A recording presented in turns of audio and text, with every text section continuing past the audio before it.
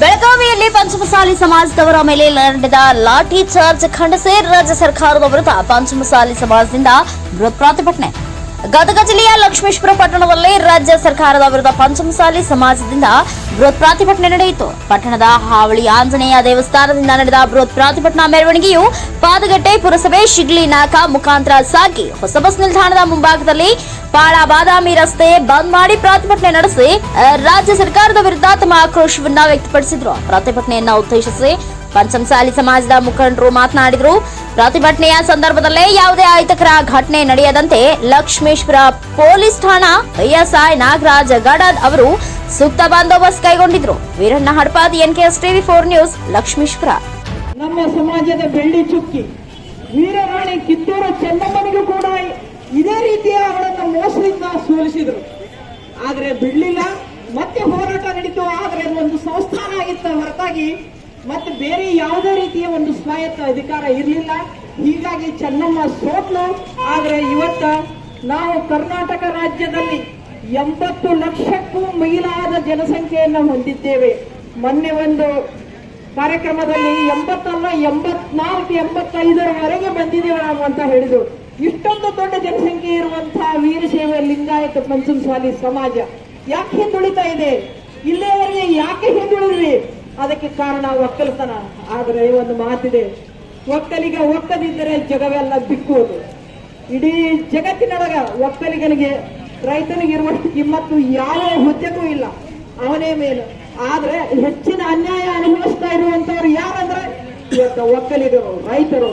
ಇವತ್ತ ನಮ್ಮ ಸಮಾಜದಲ್ಲಿ ಇರುವಂತ ಅನಕ್ಷರತೆ, ಪ್ರಬುದ್ಧತೆ ಕಡಿಮೆ ಇದೆ. ಜ್ಞಾನದಿಂದ ನಾವು ಜ್ಞಾನವಿಹೀನರು. ಯಾಕಂತಂದ್ರ ಹೊಲದಾಗ ಕೆಲಸ ಮಾಡೋರಿಗೆ ಊರಾಗ ಏನಾಗ್ತತಿ, ರಾಜ್ಯದಾಗ ಏನಾಗ್ತತಿ, ರಾಜಕಾರಣದಾಗ ಏನಾಗ್ತತಿ, ಸಮಾಜದ ಏನಾಗ್ತತಿ, ಅವ್ರು ಅದಕ್ಕೆ ತಲೆ ಕೆಡಿಸ್ಕೊಳ್ಳಿಲ್ಲ. ಯಾಕಂದ್ರ ಮಳೆ ಮೇಲೆ ಬೆಳೆ ತೆಗೆಯುವಂತ ರೈತಗ ಒಂದೇ ದೃಷ್ಟಿಕೋನ ಇತ್ತು. ಇವತ್ತ ನನ್ನ ಸಂಸಾರದ ಹೊಟ್ಟೆ ತುಂಬಿಸ್ಬೇಕು, ಜಗತ್ತಿನಲ್ಲಿರುವಂತ ಎಲ್ಲ ಸಂಸಾರಗಳು ಹೊಟ್ಟೆ ತುಂಬಿಸ್ಬೇಕು. ಸರ್ಕಾರಗಳು ಗಮನಿಸಬೇಕು, ಸಮಾಜ ಗಮನಿಸಬೇಕು. ಸ್ವಾತಂತ್ರ್ಯ ಹೋರಾಟದಿಂದ ಹಿಡಿದುಕೊಂಡು ಈ ದೇಶದ ಇರುವುದು 2A ಮೀಸಲಾತಿಗಾಗಿ. ನಮ್ಮ ಜನಾಂಗ, ನಮ್ಮ ಹಿರಿಯರು ತಲೆ ಮೇಲೆ ಸಗಣಿ ಬುಟ್ಟಿ ಹೊತ್ತೀವಿ, ನಾವು ತಲೆ ಮೇಲೆ ಸಗಣಿ ಬುಟ್ಟಿ ಹೊತ್ತೀವಿ. ನಮ್ಮ ಮಕ್ಕಳು ಮೊಮ್ಮಕ್ಕಳು ಕೂಡ ಅದೇ ಆಗಬಾರ್ದು ಅಂದ್ರೆ ನಾವು ಮೀಸಲಾತಿಯಿಂದ ವಂಚಿತರಾಗಬಾರ್ದು.